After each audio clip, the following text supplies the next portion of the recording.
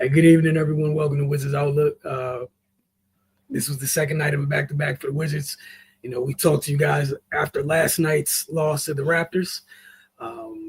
Here we are. They fell to the Los Angeles Lakers this evening.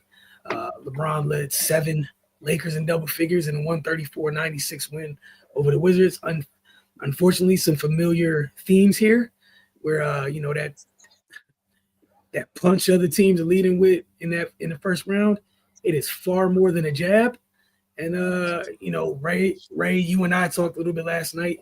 It wasn't exactly the same. We know Toronto did it with their unforgiving ball pressure with off night and whatnot. But Cardell, you were in the building.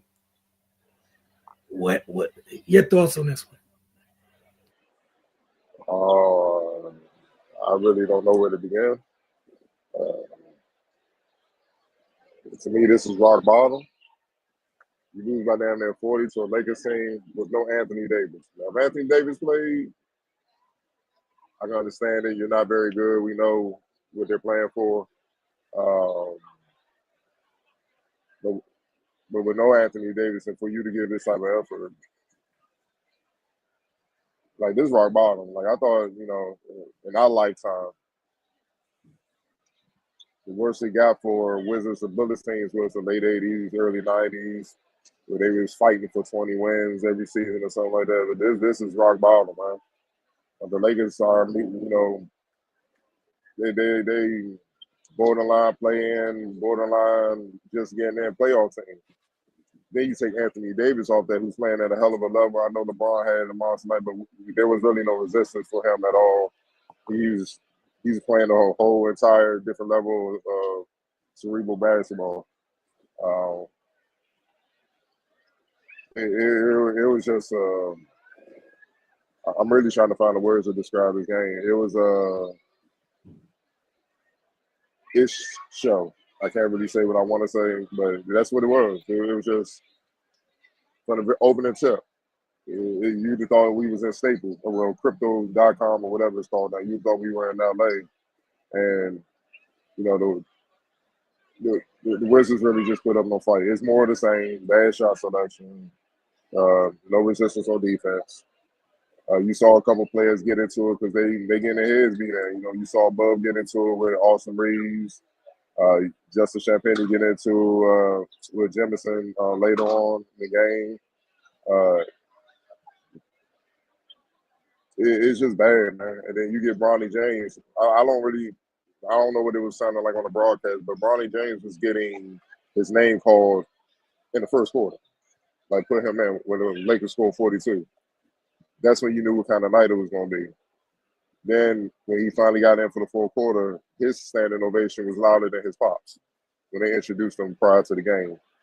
And, he came in, made some defensive plays, and then he got in a little rhythm, got a couple baskets, made some plays and stuff like that, man. And it ended with him being, with the fans chanting MVP when he made plays. I like it's rock bottom. They isoing Jared Butler at the end of the game with Bronny, bro. They're embarrassing them. And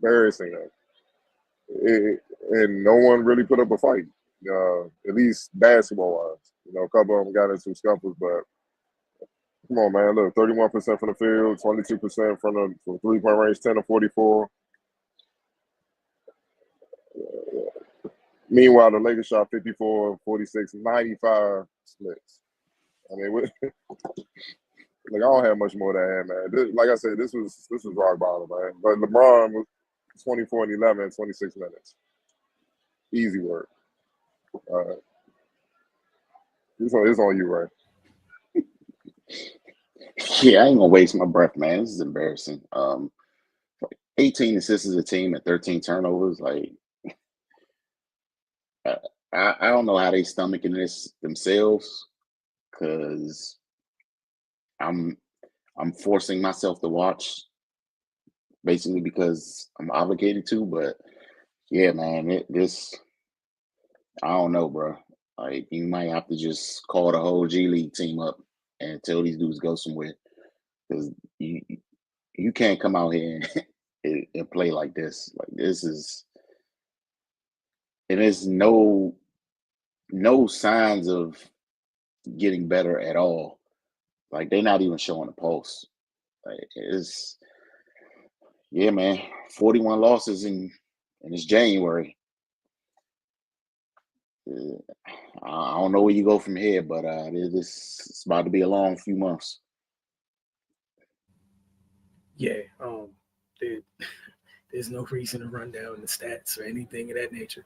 It is exactly what it looks like. It was exactly what it sounded like. And to your point, Cardell, what you heard in the arena, it came through pretty damn clear on the broadcast. Because I had it on, and I hear the MVP chants, and it took me a minute to like, wow, is that what I think I'm hearing? And yeah, that's crazy. Yeah. Oh, Rui, they set up Rui early to just set the tone. And, you know, Rui always going to be on one. Every time he see the Wizards, he on one. He had 22, 9 or 12 in 25 minutes. Oh, and don't forget it's an assistant over there on the Lakers side that used to coach here, the head coach, that DC fans didn't appreciate when he was here. Oh, Scott Brooks, that guy. That y'all appreciate him now. And some other players that's no longer here. You see what I'm saying? I mean, like, let's keep it real, man. Like, I know for them two, let's rub it in. Oh, they don't want to play? Fine, we'll destroy you. And to be honest, they really called off the dogs in the fourth quarter. You know, I mean, they really could. Like, they really could have beat them by 50 if they really would have just. Come on, man. Like, it's. No, I'm trying not to say something to get our credentials revoked, man, but it's pathetic, man. It is. It's just. No, I'm just being real. Like, it's just. You almost give up 80 and a half. 80 and a half, that should make any competitive basketball person, not player, coach, just basketball fan person. That's enough to make you just go into a nut house and just like go crazy. Like no resistance, none. I'd rather you take it back to the 80s and get the like clothesline of people, some Kurt Rambis, like show something, bro.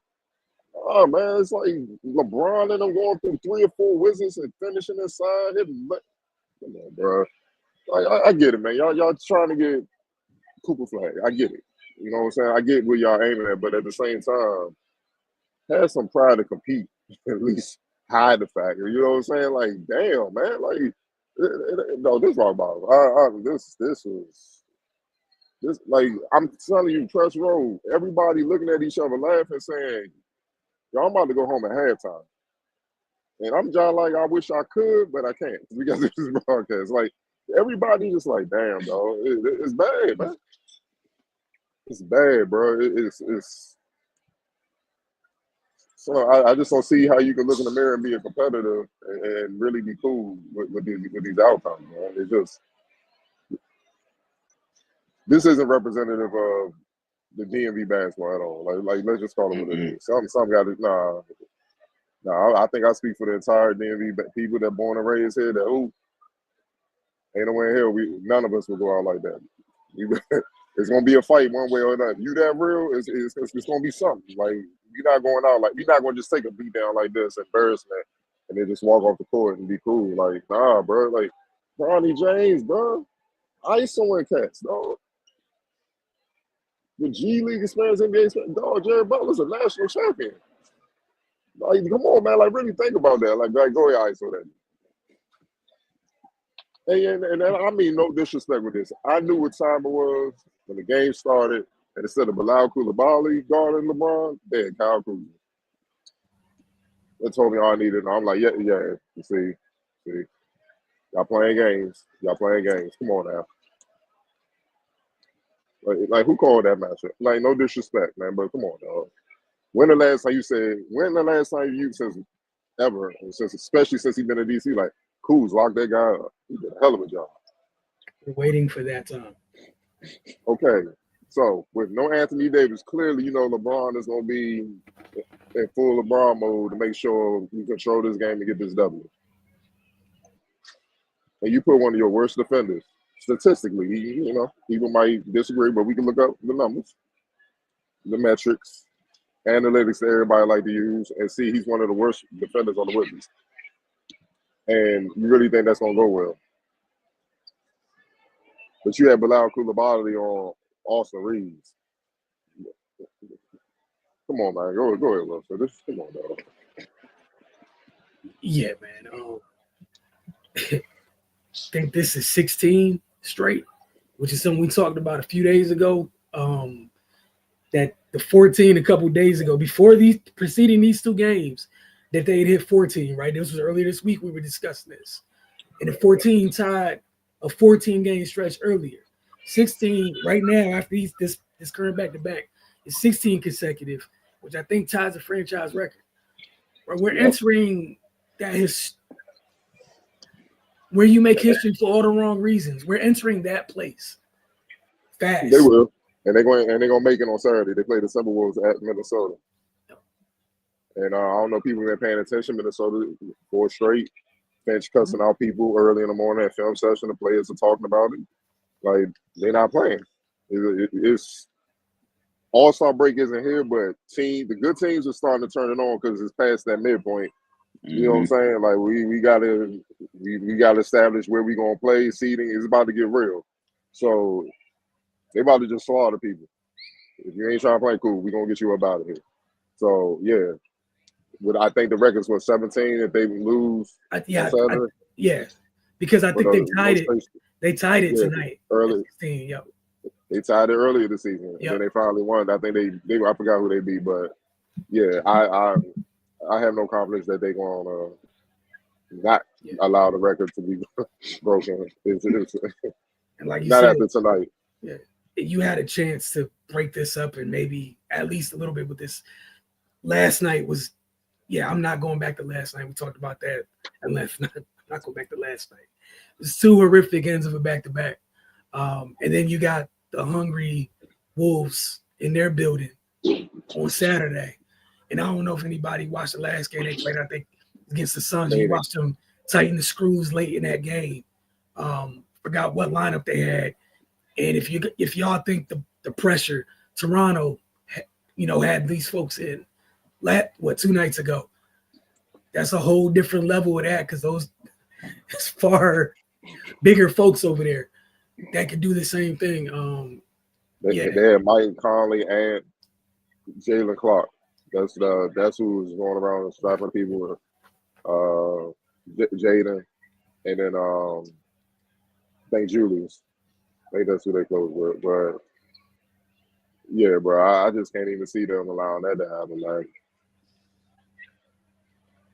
you said, it's midpoint. Folks are gearing up, ready to go with whatever we have, or it's time to make the move to get what we need, and that's what we're going to finish with. Is that time? So, last thing, points in the paint, 58-28 Lakers. 58-28, though. 58-20, 60 points. Come on, NBA.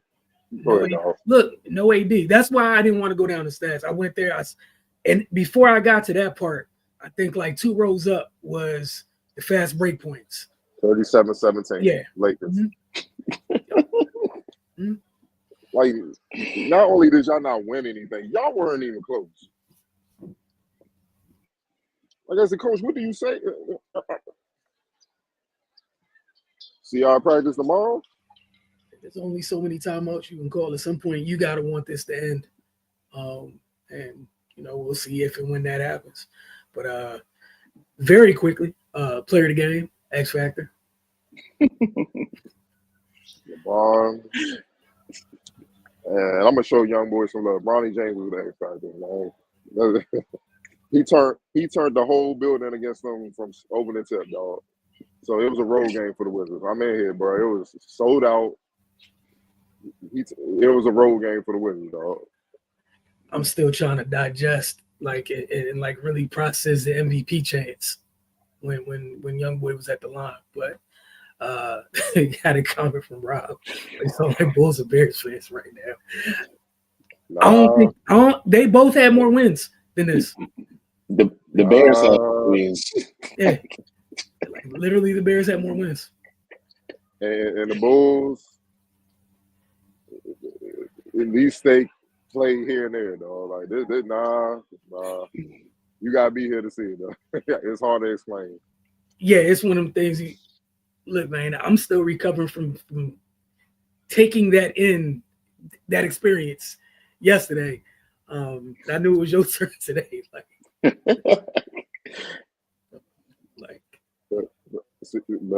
at least I got to see the other side. That's you see what I'm saying? Like, you don't know how many more years of this, man. But come on, dog. You don't know how many more years he got. You know what I'm saying? Let me see him continue to put in work. He always seems to put on the show when he comes to DC. Consistently. From LeBron. Consistently. Yeah, going all the way back to Cleveland. All the way back to Cleveland. Still not as bad as this. Still not as bad. Still not as bad. Like I have to go home after Wizards games and watch good basketball to get my mind, my mood back. Because I don't want this to pollute me to think this is good basketball. But y'all gonna have me on this broadcast like it ain't that bad, man. Come on, y'all being too hard on the guys. No, come on, dog. And y'all be like, Cardell, we just want to get you off the screen. You done fell off, bro. All right, how about we about to move back to that happen? Yeah, it's appreciate you, Rob. It's nothing. Hey, we were checking with you guys Saturday night, and literally just to see if they can avoid history, which is that's not how anybody wanted to go into that game. That shouldn't be the lead headline or anything, but we are where we are. Like we always say, it's up to them to dictate the conversation and where we're at. So we'll see how things look like Saturday night in Minnesota, man. But appreciate you, Rob. Appreciate you, Robin. We'll get at y'all later. Again, see y'all on Saturday night.